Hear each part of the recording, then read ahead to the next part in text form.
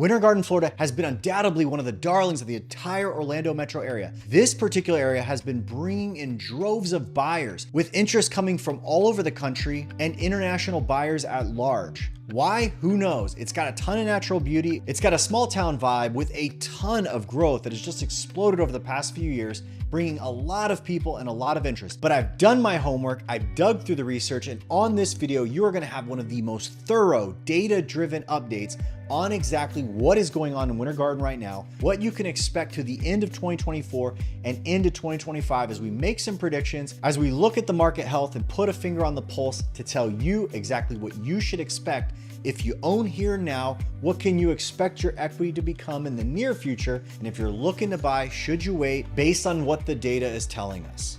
As I smash into the data, smash the thumbs up button over here, down below, so as many people as possible can see this important update, and let's get started. All right, first of all, the data that I'm pulling for you is from SunStats. It is only available to licensed realtors. It is a direct back-end data pull to everything that's transacting business, so that you can get an idea of what's going on. Now, this first point of reference I'm gonna make, I wanna set a control group. I wanna set something to compare Winter Garden to. So to do that, I'm gonna pull up the Orlando MSA, which is the Metropolitan Statistical Area. It's a government acknowledged kind of metropolitan area where data is pulled from and organized under, things of that nature. So again, what are we looking at? This column right here down the left is what's going on in April of 2024. This is the most recent month of data they have available. It usually lags about 45 days or so. Now look at this. We're comparing where we are now to 1 year ago. Then you can see down here, column number 3 is a percentage of change column. And then there's a little squiggly line off to the right that really probably isn't gonna tell you anything because the graph is so small that's not very beneficial. But let's look at this.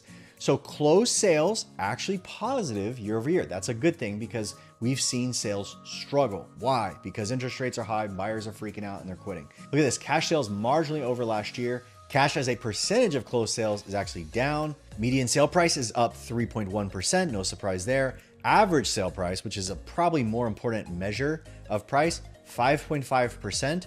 Our dollar volume traded, so our total volume, is up nearly 10%. So the amount of closings, this leads me to believe if we're up 10% and our closed sales are up only 4%, we're probably trading some higher end of the range homes. So there's probably some high-end homes. That's a lot of what we're hearing in the data right now as well. Look at this, median percent of original list price is down 1/3 of 1%, means that sellers are getting a little less than what they were last year, tiny bit less by what they're negotiating to sell their homes. Median time to contract is climbing 26%. Let's get to the bottom narrative. Now, this is where things get really important when you want to kind of foretell the future of the Orlando market. New pending sales are down 6%. That's not good. That means that earlier I showed closed sales were up 4. This is a future indicator that we are going to see softer numbers midsummer, okay? These predictors are actually coming into full transition. New pending sales and the actual pending sales themselves being down 11%. That tells us that less buying activity right now in comparison with last year, which that is not good. Again, let's talk about this in general terms. Let's talk about it, what's happening. So the reality is if buyers are saying, I'm out, I'm pulling back, and they're pulling back even beyond last year, which last year was pretty slow for the entire marketplace when you consider historic numbers. That creates more of what you're gonna see here. So even in the active inventory for Orlando, active inventory in Orlando this year is at 11,000 units, which is up 65%. And then months of supply, which again, folks, is still 3.3 months of supply, but it's up 74% year over year. Quick primer on months of supply. Months of supply is probably one of the most important factors to understand the direction your market is going in. Months of supply being at 3.3 months means the pace that we're selling off homes right now, if we stop listing any more homes and Orlando just sells off what we have now, if all the buyers in the world only could pick what's there and we don't add any more, it would take 3 months plus for all the inventory sell. Now, that's not a historically big number. However, it is trending well up over last year. So essentially what's happening across Orlando right now is the amount of inventory hitting the marketplace is not being absorbed. So we're starting to see a little bit of a softness. Again, this isn't critical. This isn't like, oh my gosh, it's 2009. Again, that's not the case. So I showed you the Orlando market. Let's compare that with how Winter Garden is doing. Let's see if Winter Garden is trending ahead of Orlando or if it's doing worse. All right, for starters, here in Winter Garden, we are down 9% in closed sales year over year, okay? You'll remember Orlando market wide was up 4. That's a difference of 13% between us and them from where we are to where they are. Cash sales are up 20%. Cash as a percentage of closed sales is up 31%. The median price in Winter Garden is dead flat, and the average price is up 12%.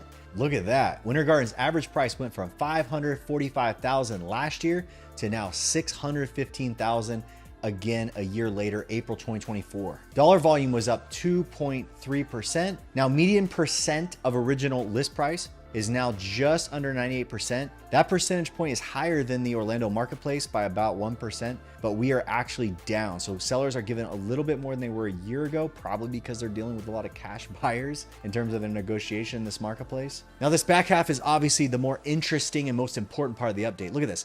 New pending sales. So this is homes that just in the month of April dunked under contract, was up 18.5% over a year ago. New listings in the month of April up 76%. Static pending activity, so that's all the homes that were just sitting and pending at that point, is only up 2.5% over prior year, which means leading up into April, things were not raging hot. There's a lot of buyer activity from this kind of picture. But look at this. Static inventory, that means just what's active in the month of April, is up 135% year over year. We were at 75 homes last year. This past April, we have gone to 176 active homes. And then months of supply has grown from 1.1 month last year to 2.9, showing a 164% increase in the amount of homes for sale in Winter Garden.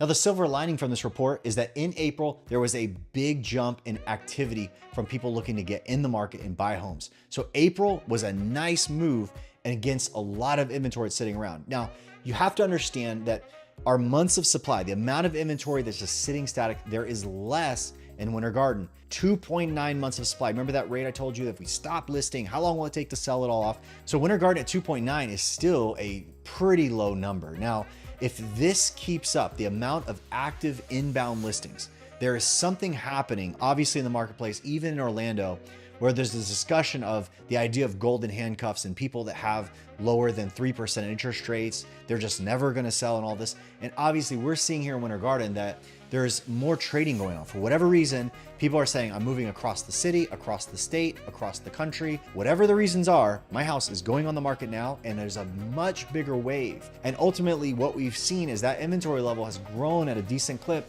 because not every month recently has been like April. Now, April was a good month where buyers stepped up to the plate, absorbed some of those homes, put them under contract. But if you start to see a few more slow months behind this, you're going to see months of supply grow. And ultimately you say, well, Jared, when do things get really good for buyers in this marketplace? Well, it's gonna take more months of supply. You're gonna need months of supply to go 5, 6, 7 months and beyond, okay? Now, if you don't see these homes absorb very quickly and people are still just every month putting more and more on the market, then these updates will show us that you will see increase in price drops and all that. So let's dive into those kinds of data points so we can see exactly what's behind the curtain right now of how the marketplace looks in the face of this climbing inventory. Now, one of the next graphs I want to show you is called price cut percentages. You can see right here that Winter Garden is sitting at right at 25% of all homes here are selling after a price cut. That means 1 out of 4 homeowners in Winter Garden are cutting price in order to sell. To give you an idea of comparison, Claremont over here directly to the west is seeing almost 1 in 3. They're just over 30% of all the homes in Claremont seeing a price reduction. Windermere is at 32.5%. And I think this tiny little zip code right here, 34734, which is Gotha, which the locals know, and it's not a massive zip code, but they got 62.5% of all homes there experiencing a price cut. And you can see a lot of these in blue going into the more middle part of town. These are just very low price cuts. So by comparison, so far, Winter Garden homeowners are just not massively changing price. And looking at the history here at the price cut percentages, you can see right here on the right edge of the graph, we're at 25% now. This is a 6 to 8 year running average down here on this line, which is right at 20%. So you can see we are rising a little bit above historic norms, but it's still not some crazy number. Now here's an interesting chart I will show you. This is the running average of inventory. This is called an inventory surplus or deficit chart. Now, we got to take this somewhat as a grain of salt because we are in a growth area and that will affect things. But look at this. You can see when we were in the pandemic in 34787, we were far below the average, which is around 180 units.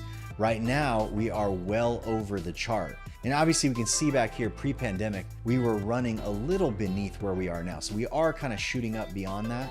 So our percentages of what we're used to carrying in terms of active inventory is a little bit high against history, but it's not crazy. And obviously we need to watch it and see exactly what happens from here on out. Here's one more look at the for sale inventory. You can see right here on the graph, the far right edge, we are at the highest point of active inventory, nothing even close, except back here in October of 2016. Once again, you got to consider too, there's a lot more homes in Winter Garden than there were back in 2016 because we built a lot recently. So how much is too much right now? Obviously you got more. It is, again, it's over the average by a long shot, but we'll have to see what happens. Next chart up is home values. And this is an interesting one because if you do track real estate all over the marketplace, a lot of interesting things happen right here. So you see this hill back behind the high one that we're sitting on now. This is obviously present day. But back here in 2022, this is when the Federal Reserve started raising interest rates in 2022. So we had a 3%, 4% 30-year fix, and it shot up over 7. Obviously scared the market going into 2023.